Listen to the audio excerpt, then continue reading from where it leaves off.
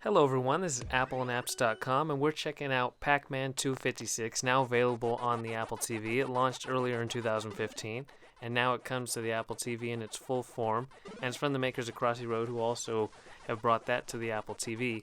And with Pac-Man 256, it offers the familiar mechanics of Pac-Man, but transformed into an endless challenge where you have a maze that's going to progress endlessly upwards, and then there's going to be tons of ghosts as you go. It's not a set 4 ghost specific regions of a maze. It has the familiar maze mechanics, but just completely done over and over again as you progress, and more ghosts and complexity will be introduced as you go.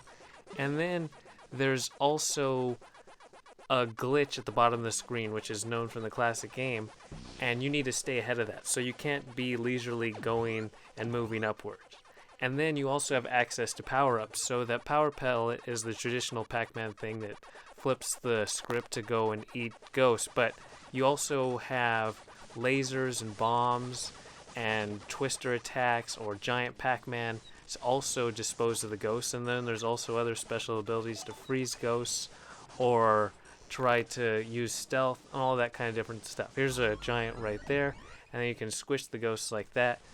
And that's essentially the basis of Pac-Man 256. You can also pick up the fruits, and then they act as combo multipliers. So right now we picked up that melon, so it's times 6, and it helps to amp up the score since the game is endless high score challenge, just like the classic arcade game of Pac-Man.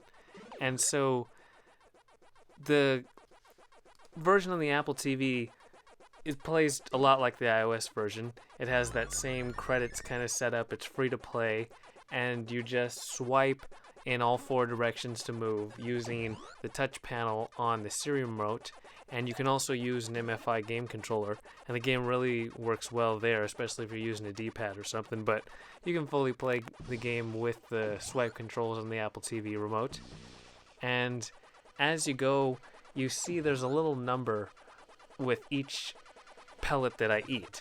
And so the game is called Pac-Man 256, and if you can string together a chain of 256 consecutive eaten pellets without going off and having a gap in between those pellets or doing a backwards track or anything, you get that combo. It clears everything off screen. It's a big bonus, and that's how the name for the game arises. And so I think that's pretty much everything for Pac-Man 256. We hope you enjoyed our Apple and Apps now playing on Apple TV video.